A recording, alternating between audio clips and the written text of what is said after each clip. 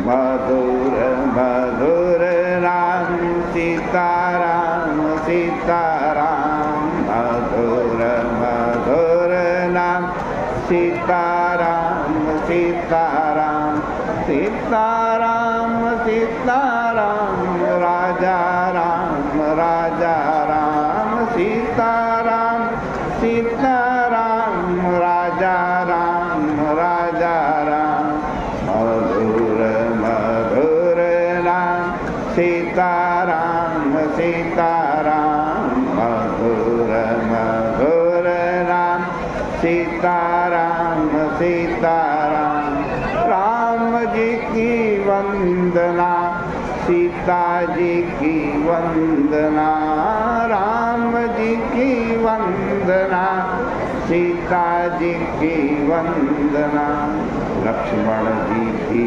वंदना भरत जी की वंदना, लक्ष्मण जी की वंदना भरत जी की वंदना, अंजना के नंदना की बार बार वंदना, अंजना के नंदना की बार बार वंदना, मधुर मधुर नाम सीताराम, मधुर मधुर नाम सीताराम सीताराम। बोले सियापति रामचंद्र भगवान की जय। देखो, भगवान श्री राम जी ने राज्य किया, क्यों किया? राजपाट भोगने के लिए नहीं किया, उन्होंने लोकाराधन के लिए राज्य किया। वो लोकाराधन में तत्पर रहते थे। भगवान राम जी से किसी ने पूछा, है प्रभु आप किसकी आराधना करते हो? आपके भगवान कौन है? तो राम जी ने कहा कि यह जो लोक है ना, ये सारा संसार, संसार के जो प्राणी, ये सारा संसार मेरा ईश्वर। भागवत में भी भगवान को उपासित लोकाय कहा गया है। इसका अर्थ है उपासितो लोको ये न, जिसने पूरे संसार की उपासना की है। वो कौन है? वो भगवान श्री राम। श्री कृष्ण भगवान तो रोज सवेरे उठ कर के ध्यान कर लेते थे कि मैं ब्रह्म हूँ, अहम ब्रह्मास्मि, मैं ब्रह्म हूँ। और फिर दिन भर जो मौज होती थी वह करते थे। यह श्री कृष्ण भगवान का स्वभाव था। परंतु श्री रामचंद्र भगवान ऐसे नहीं थे। वे तो दिन भर 24 घंटे लोकाराधन अर्थात लोक रूपी ईश्वर की आराधना करते थे। आराधनाय लोकस्य मुंचतो नास्ति मे व्यथा।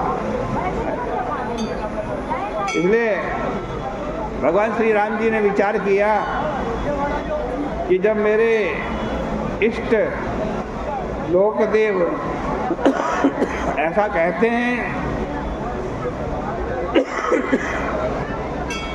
तब यही उचित है कि हम सीता जी को बाहर भेज दें। उन्होंने आज्ञा की कि सीता जी को वाल्मीकि जी के आश्रम में भेज दिया जाए। वे भेज दी गई, परंतु उन दिनों गर्भवती थी, इसलिए वहाँ जाकर उन्होंने लव कुश नामक 2 पुत्रों को जन्म दिया। इधर लक्ष्मण जी के अंगद, चित्रकेतु, भरत से तक्ष, पुष्कल और शत्रुघ्न से सुबाहु, श्रुतदेव नामक 2 पुत्र हुए। जो कोई यह न समझे कि भरत जी जटा बढ़ाकर केवल सीताराम सीताराम ही करते रहते थे। भरत जी बहुत बहादुर भी थे। कभी कभी उन्हें बाणों का भी प्रयोग करना पड़ता था।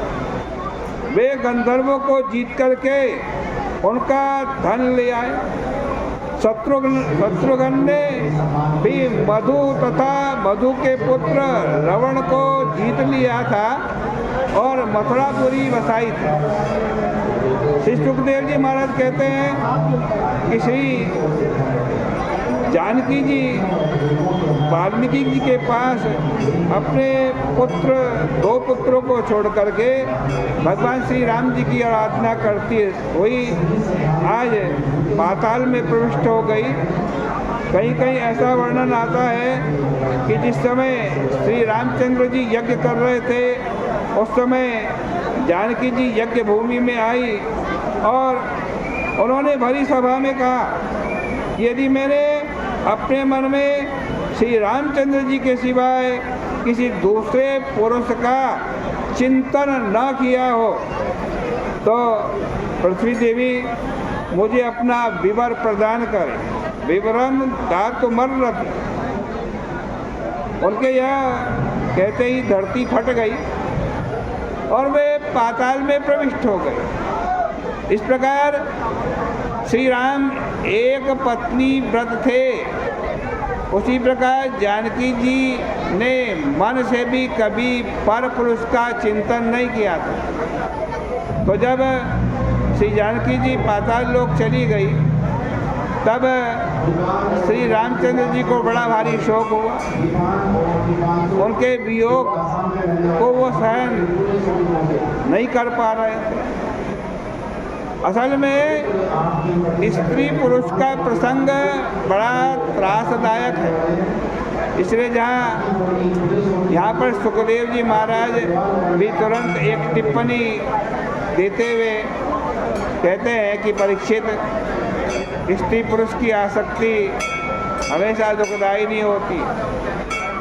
श्री जानकी जी के पाताल प्रवेश के पश्चात श्री रामचंद्र जी ब्रह्मचर्य व्रत धारण करके हजारों वर्ष तक विद्यमान रहे और अपना स्मरण करने वाले भक्तों के हृदय में अपने चरणार बिंद को स्थापित करके, जिनमें कैसे चरणार बिंद हैं भगवान श्री राम जी के, उनमें दंडकारण्य के कांटे गड़े हुए, स्वयं प्रकाश ज्योतिर्मय धाम में भगवान चले गए। स्मरताम हृदय विन्यस्य विद्धं दंडकंटकै स्वपाद पल्लवम राम आत्मज्योतिरगात् तथा। भगवान के पाद पल्लवों में दंडकारण्य के कांटे क्यों गड़े हुए थे भाई?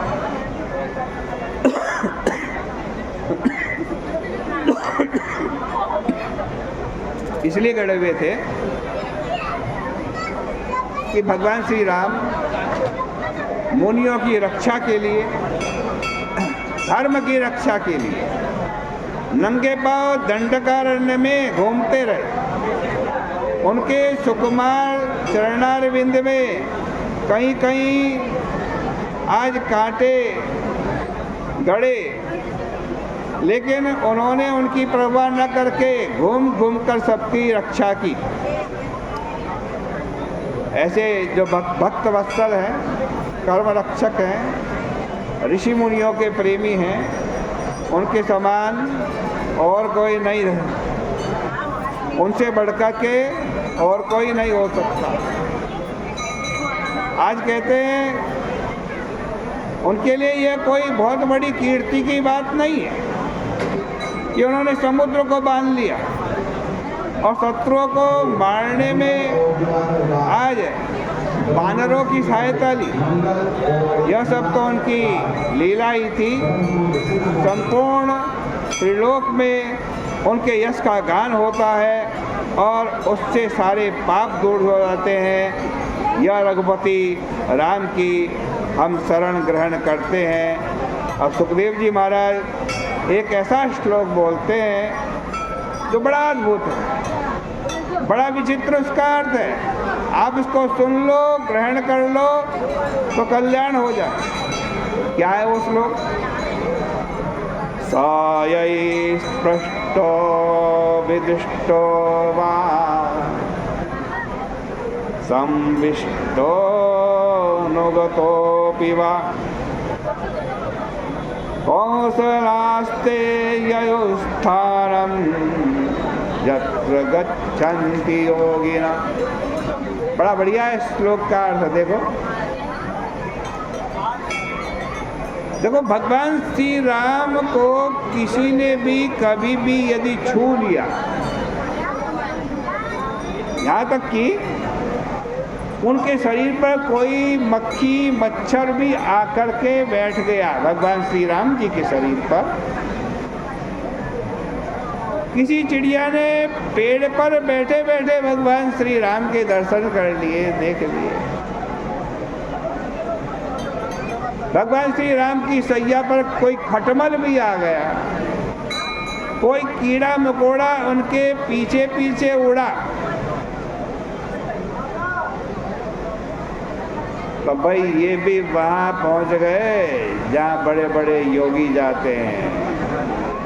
उनको भी वही गति प्राप्त हो गई जो बड़ी बड़े योगियों को प्राप्त हो। जो श्री राम जी का चरित्र सुनता है